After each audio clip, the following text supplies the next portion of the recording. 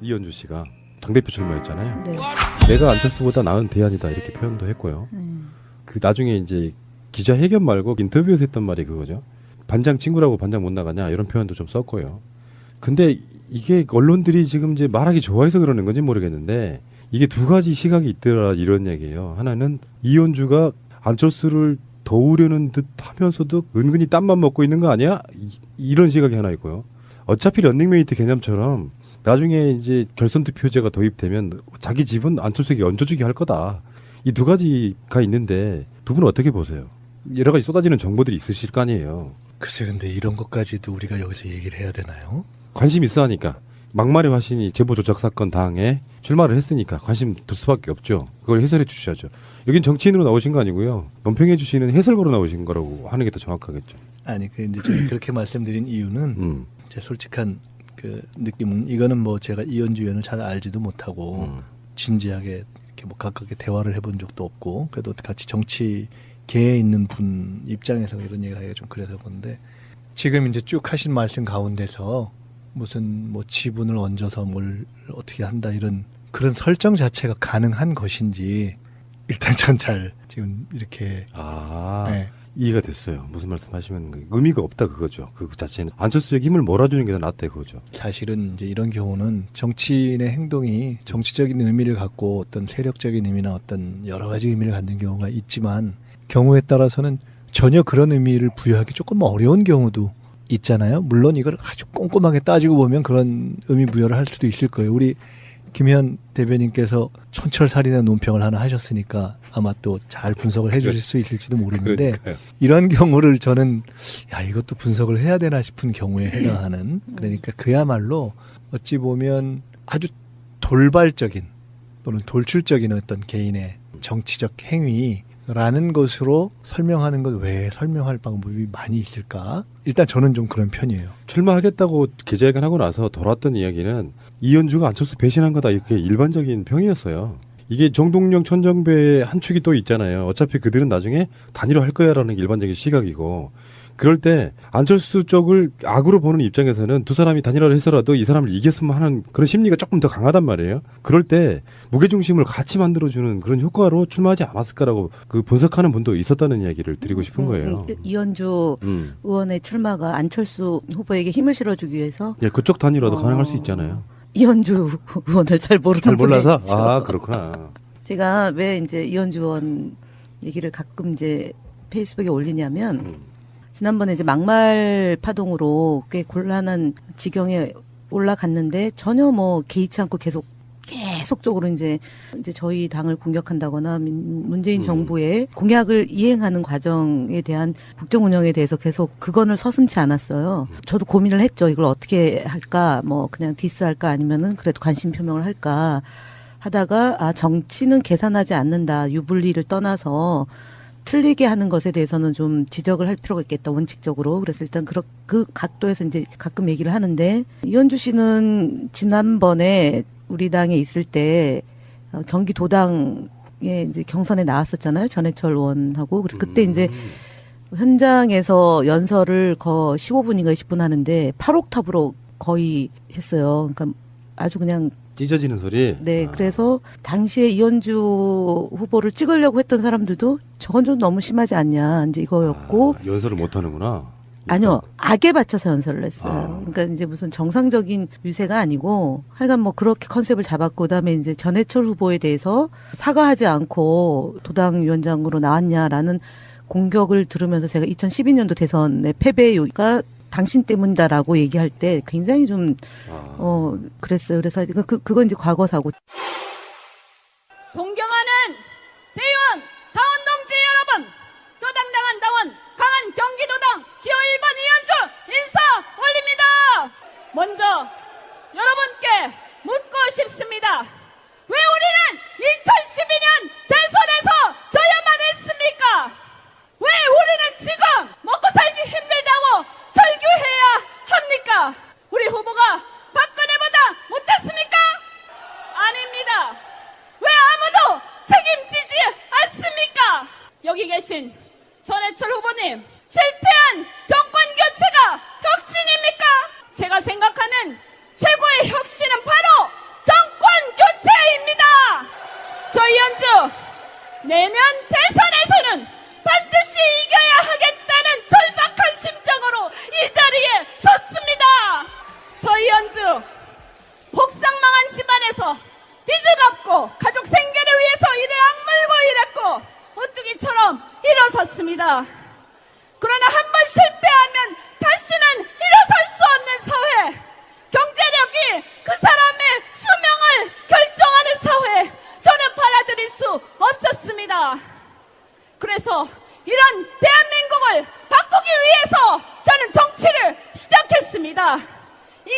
인간답게 살 수 있는 사회, 망해도 인간답게 살 수 있는 사회를 위해서 시작했습니다. 이렇게 말씀하신 분이 왜 요즘에는 노동자분들을 그렇게 비하하셨어요? 지금은 제가 지난번에 저희가 이제 이현주 의원의 행보, 다음 행보가 뭘까라고 했을 때 이제 경기도지사 반드시 도전할 거다. 그것을 위해서 어쨌든 본인의 인지도나 이런 것들을 올리기 위한 끊임없는 자기 정치 행보를 하려고 노력을 하는 분이고, 저는 안철수 후보하고 러닝메이트, 즉 최고위원으로 같이 하자는 제안을 거절당하고 안철수 후보하고는 이제 결연한 거죠. 이제 결연한 거고. 완전 다른 이야기군요. 네, 결연한 거고, 아마 제가 볼 때는 일종의 노이즈 마케팅 차원으로 안 후보를 매우 공격적으로 공세를 취할 거다. 그래서 한 줄 논평 매우 흥미롭다라고 얘기한 게 예, 그렇게 저는 전망하고요. 그다음에 이 국민의당의 안철수 후보가 지난주에 중앙일보하고의 인터뷰에서 본인이 출마한다고 하니까 민주당이 이성을 잃었다. 그리고 본인이 나오게 되면 여론조사 수치상 지지율이 오를 거고, 그래서 어쨌든 그렇죠. 예, 얘기를 했어요. 그래서 이성을 잃었다고 해서 제가 해당 기자하고 통화하면서 그때 공식적인 논평은 제가 유일하게 냈고, 나머지 분들은 안민석 의원, 정청래 전 의원, 그리고 한두 분 정도가 코멘트를 했죠. 그 안철수 후보의 출마와 관련해서. 그러니까 공식적인 논평은 저밖에 안 냈는데, 그걸 두고 이성을 잃었다라고 얘기를 하는 거냐 그랬더니 뭐 그건 아니고 다양한 정치인들의 의견에 대한 코멘트가 아마 그랬을 거다. 그래서 반론권을 달라 했는데 아직까지 연락이 없네요. 아, 그렇군요. 결론적으로 말하면은 정확하게 그렇다고 말할 수는 없지만 안철수하고 이현주 사이에 틈이 벌어진 거다 이렇게 보시는 게 맞는 거예요. 저는 그렇게 보고 있습니다. 안철수 입장에서는 자기가 선거 캠페인 하기에는 이현주가 부담스러웠을 수도 있겠네. 그렇죠. 왜냐하면 뉴스를 이제 이현주 후보가 많이 장식할 거니까요. 어저께 광주에서 안철수 후보 광주 당원들하고 간담회 하는데 10명? 아이고 참. 네. 그러니까 제가 아까 이제 처음에 이런 것까지 우리가 물론 우리가 이제 새날에 나와서 정치인으로서가 아니라 정치 평론가로서 이렇게 얘기를 해야 되니까 우리가 다룰 수 있는 주제이긴 하나. 편하게 하세요. 예. 야, 이런 얘기까지 해야 되나? 좀 거시기하다 이렇게 말씀드렸던 게 뭐 이현주 의원을 뭐 낮게 보거나 뭐 무시해서 그런 것이 것 같은데요? 원래 원장님 스타일이 그래요. 그런 이렇게 자잘한 이야기는 별로 안 하려고 해 원래. 아니 뭐 자잘해서가 아니라 그 자잘해도 정치적 의미가 있는 경우가 있죠. 근데 이런 건 어떤 경우냐면은 야, 이런 얘기까지 해야 되냐라고 했던 것은 쉽게 얘기하면 그냥 약간 돌출 독특한, 그러니까 그냥 자기 튀려고 하는 그런 경우 있잖아요. 그런 경우에 해당해서 이것을 뭐 정치적으로 복잡하게 뭐 호남 그룹들에 대항해서 다른 비호남 그룹에서 또 하나의 후보를 내서 뭐 그것이 연대 가능성이 생기고 뭐 등등등 이런 거라기보다는 어찌 보면 안철수 후보, 안철수 대표와는 다른 차원에서 우리가 지난번에 한번 안철수 대표 얘기를 하면서 어떻게 보면 본인이 살기 위한 생존의 정치라고 이야기를 했잖아요. 저는 이현주 의원의 경우도 또 다른 의미의 생존의 정치다. 물론 다 정치인의 선택이라는 게 생존 논리라는 게 안 들어갈 수는 없잖아요. 그게 이제 기본이 돼 있잖아요. 그런데 이게 그야말로 생존의 정치. 그러니까 전체적으로 당을 어떻게 가져가고 전체적인 구도를 어떻게 봐서 내가 이후에 당내 세력 관계를 어떻게 해서 뭐를 연대해 보겠다라는 것보다는 끊임없이 이어졌던 막말 파문에서 그거를 뒤엎는 가장 최선의 방책으로 오히려 차라리 그냥 쭉 앞으로 고하면서 딛고 나가자. 그래서 그 결과가 아까 우리 김현 대변인께서 말씀하신 것처럼 저는 지난번에 말씀하셨을 때는 사실은 야, 아무리 그래도 무슨 경기도지사 이렇게 생각했는데 이번에 대표 출마하는 걸 보면서는 가능성이 꽤 있다라는 생각을 하게 됐어요.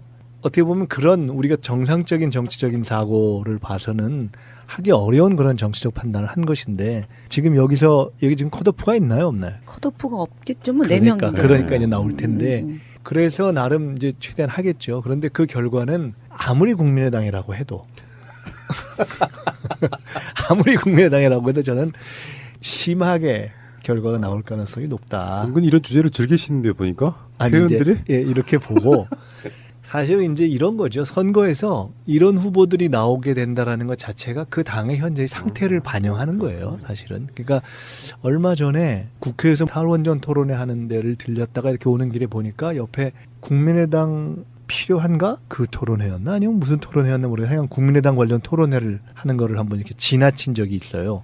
지나치면서 제가 거기 자료집이 있길래 자료집을 이렇게 하나 뭐가 이렇게 들어있나 좀 봤어요. 그랬더니 그 여론조사 분석에 대한 것도 하나 있고 또 한 두세 분의 이제 토론자가 와서 얘기를 했는데 결론은 보니까 답이 안 나오더라고요. 그러니까 이게 뭐 호남의 지지세가 쭉 빠지면서 전체적인 지지세가 떨어졌다. 근데 그거를 극복하기 위해서 호남에 기대지 않고 전국 정당화해야 된다라든가 또는 그 안에 있는 내용 중에 애매한 얘기하지 않고 철저한 진보로 가야 된다든가 하여간 나온 진단들이 다 제각각인데 야 이거 정말 참 답 만들기 어렵겠구나 이런 생각이 들었어요. 그러니까 그렇게 출발의 정체성 자체가 애매한서 지금 이제 혼돈의 시기에 빠져들었을 때 나타나는 징조 하나의 어떤 뭐 해프닝 이런 정도로 보는 것이 지금 저는 우리 푸나님이 아까 너무 깊이 고민을 하셔가지고 분석을 해주신 거 아닌가. 아니 저는 이제 이게 어디까지 생각이 다 있냐면 저는 국회의원들 탄핵 가능하게 해야 된다고 보는 사람이에요. 제가 요즘에 많이 조창하는 것 중에 하나가 이현주 국회의원 사퇴를 시켜야 된다. 정말 할 수 없는 막말들을 쏟아냈던 그 입장에서 보면 이현주라는 사람 정치는 자격이 없는데 솔직히 국회의원들 탄핵할 수 있는 방법이 없잖아요. 자치단체장까지도 있으면서 주민 소환이 가능한데 근데 이런 사람들이 전에 말씀드렸잖아요. 막말하고 국회에서 무슨 직을 하나 맡아요. 막말하고 자기 당권까지 뛰어들었어. 근데 제가 봤을 때는 그런 거예요. 안철수를 돕는 목적이 아니면 사실 이현주가 득표를 하면 얼마나 하겠어. 그러니까 이게 결과가 쏟아지면 오히려 웃음거리밖에 안 되는 싸움은 하지 말아야 되잖아요. 근데 하는 이유가 정말 똘기 때문에 그러는 건지. 아니 정치인들이 갖고 있는 관성의 법칙 중에 하나가 모든 선거에 다 도전합니다. 그래서 기어이 자기의 목표를 성취를 하는 게 있어요. 예를 들어서 저희 이 당에 보면은 원내대표를 매번 나와가지고 기어이 해요. 하신 분도 있고. 그건 좀 누군지 예가 알아. 다르죠. 그다음에 뭐 그 모든 원내대표 전 출마자들을 약간 똘끼 비슷하게 아니요 만드는. 그게 아니라 그렇게 한 도전해서 5번 떨어져야 원내대표가 되는 일종의 전례는 있죠. 정정론 그다음에 비슷한 거잖아요. 최고위원 경선도 그래요. 최고위원도 매번 나와요. 그래서 한 5번 만에 되는 경우가 있고요. 우리 당에서 기어이 당대표 못 하신 분이 다른 당에 가서 기어이 하신 분이 또 있어요. 아 누군지 바로 그러니까 떠오르는데. 그런 걸 보면 저는 이현주 의원의 이 도전이 정치인으로서 가상하다? 성장하기 위한 자기 자신의 길, 이현주의 정치 성공의 길이라고 생각하고 그렇게 하는 본인은 거예요. 지름길이다 생각하는 거죠. 그렇죠. 원래. 그리고 이분이 저희 당에서 청년위원장까지 지냈던 분인데 연세가 그렇게 많지 않아요. 젊어요 아직. 예, 아직 뭐 가야 될 길이 많기 때문에 어떤 방식으로든 생존하기 위한 그 길을 찾을 거라고 저는 봅니다. 그래서 저는 이걸 무슨 아까 말씀하신 것처럼 내부 정치 역관계라든가 정치 공학적인 계산이라든가 전략적인 판단이라든가 이렇게 안 봐요. 아, 네. 순전히 덜줄 행동이다 이렇게 보시는 거죠. 순전히 개인적인. 그러니까 개인의 정적 이해관계에 따른 선택. 인터넷상에서 이제 이런 이야기를 좀 확대시키기 좋아하는 분들은 바라보는 관점이 이런 식이에요. 제목도 이렇게 달릴 겁니다. 우리 방송도. 안철수에게 팽당한 이현주 또는 안철수마저 배신한 이현주. 안철수 의원이 팽당한 거죠.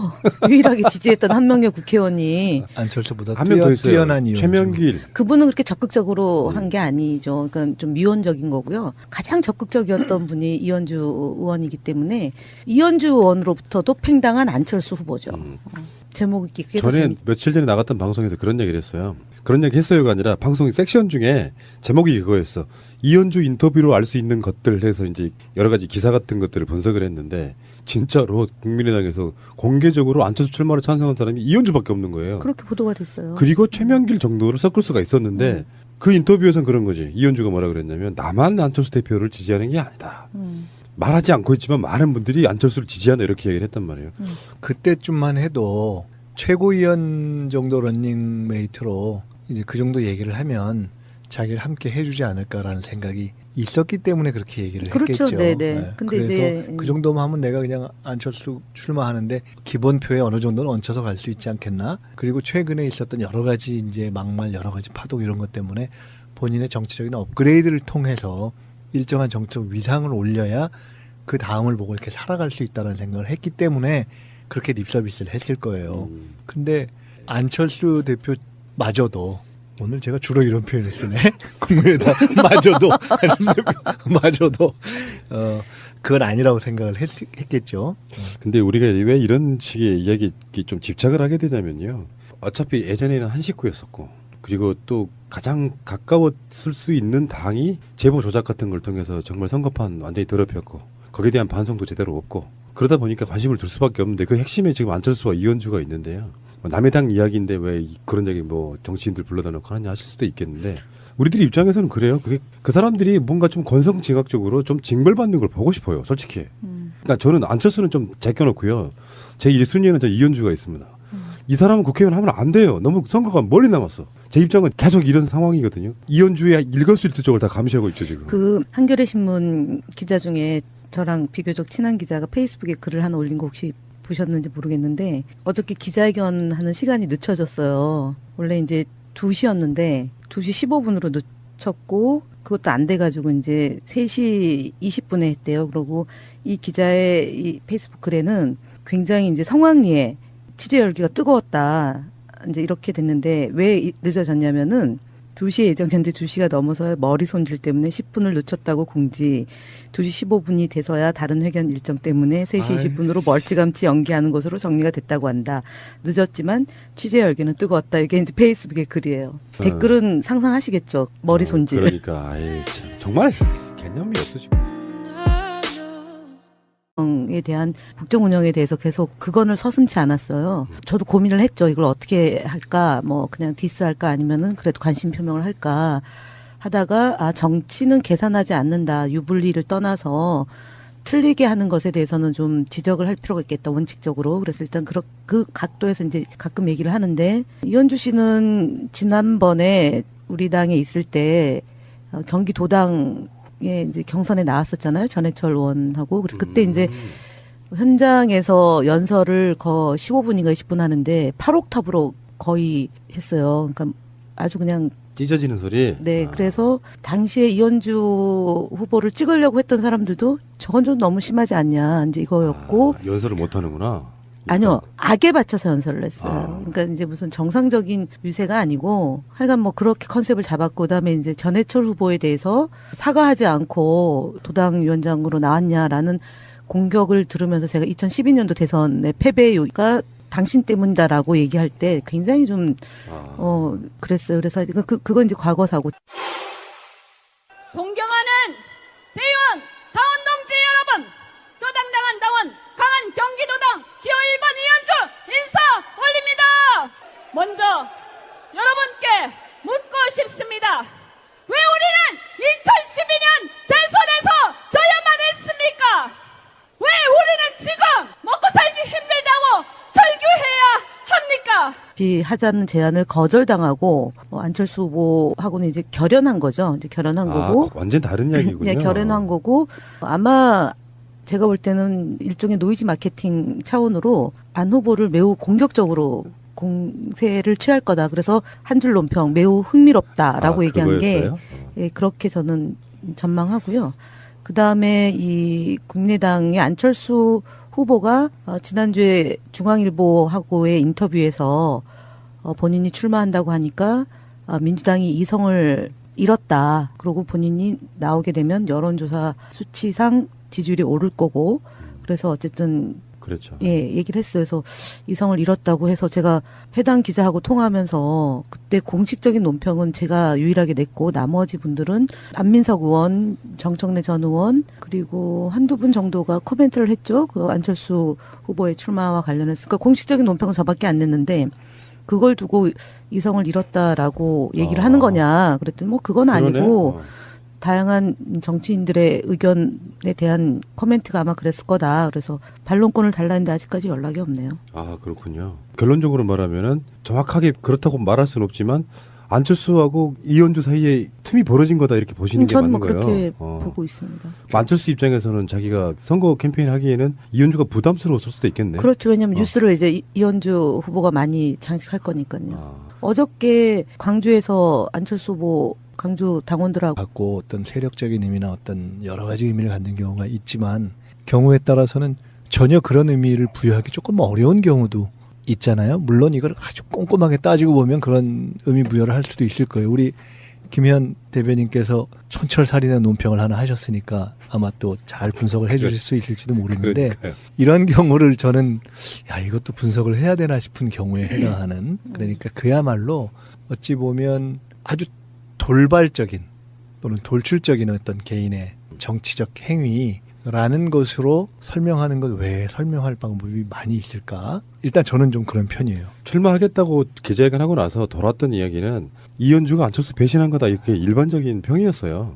이게 정동영 천정배의 한 축이 또 있잖아요. 어차피 그들은 나중에 단일화할 거야라는 게 일반적인 시각이고 그럴 때 안철수 쪽을 악으로 보는 입장에서는 두 사람이 단일화를 해서라도 이 사람을 이겼으면 하는 그런 심리가 조금 더 강하단 말이에요. 그럴 때 무게중심을 같이 만들어주는 그런 효과로 출마하지 않았을까라고 그 분석하는 분도 있었다는 이야기를 드리고 싶은 거예요. 이현주 의원의 출마가 안철수 후보에게 힘을 실어주기 위해서 예, 그쪽 단일화도 가능할 수 있잖아요. 이현주 의원을 잘 모르는 잘 몰라서? 분이 있죠. 아, 그렇구나.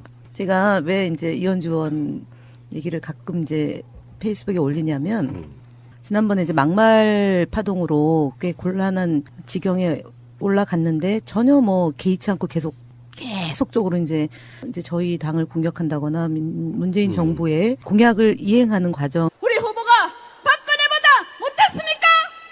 아닙니다. 왜 아무도 책임지지 않습니까?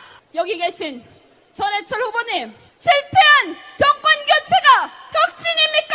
제가 생각하는 최고의 혁신은 바로 정권 교체입니다. 저 이현주 내년 대선에서는 반드시 이겨야 하겠다는 절박한 심정으로 이 자리에 섰습니다. 저 이현주 복상망한 집안에서 빚을 갚고 가족 생계를 위해서 이래 악물고 일했고 오뚜기처럼 일어섰습니다. 그러나 한 번 실패하면 다시는 일어설 수 없는 사회, 경제력이 그 사람의 수명을 결정하는 사회, 저는 받아들일 수 없었습니다. 그래서 이런 대한민국을 바꾸기 위해서 저는 정치를 시작했습니다. 인간답게 살 수 있는 사회, 망해도 인간답게 살 수 있는 사회를 위해서 시작했습니다. 이렇게 말씀하신 분이 왜 요즘에는 노동자분들을 그렇게 비하하셨어요? 지금은 제가 지난번에 저희가 이제 이현주 의원의 행보, 다음 행보가 뭘까라고 했을 때 이제 경기도지사 반드시 도전할 거다. 그것을 위해서 어쨌든 본인의 인지도나 이런 것들을 올리기 위한 끊임없는 자기 정치 행보를 하려고 노력을 하는 분이고, 저는 안철수 후보하고 러닝메이트, 즉 최고위원으로 같이. 이현주 씨가 당대표 출마했잖아요. 네. 내가 안철수보다 나은 대안이다 이렇게 표현도 했고요. 그 나중에 이제 기자회견 말고 인터뷰에서 했던 말이 그거죠. 반장 친구라고 반장 못 나가냐 이런 표현도 좀 썼고요. 근데 이게 언론들이 지금 이제 말하기 좋아해서 그러는 건지 모르겠는데 이게 두 가지 시각이 있더라 이런 얘기예요. 하나는 이현주가 안철수를 도우려는 듯 하면서도 은근히 땀만 먹고 있는 거 아니야? 이런 시각이 하나 있고요. 어차피 런닝메이트 개념처럼 나중에 이제 결선 투표제가 도입되면 자기 집은 안철수에게 얹어주게 할 거다. 이 두 가지가 있는데 두 분은 어떻게 보세요? 여러 가지 쏟아지는 정보들이 있으실 거 아니에요. 글쎄 근데 이런 것까지도 우리가 여기서 얘기를 해야 되나요? 관심 있어 하니까. 막말의 화신이 제보 조작 사건 당에 출마를 했으니까 관심 둘 수밖에 없죠. 그걸 해설해 주셔야죠. 여긴 정치인으로 나오신 거 아니고요. 논평해 주시는 해설가로 나오신 거라고 하는 게 더 정확하겠죠. 아니 그 이제 제가 그렇게 말씀드린 이유는 제 솔직한 그 느낌은 이거는 뭐 제가 이현주 의원을 잘 알지도 못하고 진지하게 이렇게 뭐 가깝게 대화를 해본 적도 없고 그래도 같이 정치계에 있는 분 입장에서 이런 얘기를 하기가 좀 그래서 그런데 지금 이제 쭉 하신 말씀 가운데서 무슨 뭐 지분을 얹어서 뭘 어떻게 한다 이런 그런 설정 자체가 가능한 것인지 일단 전 잘 지금 이렇게 네. 이해가 됐어요. 무슨 말씀하시면 의미가 없다 그거죠. 그 자체는 안철수에게 힘을 몰아주는 게 더 낫다 그거죠. 사실은 이제 이런 경우는 정치인의 행동이 정치적인 의미를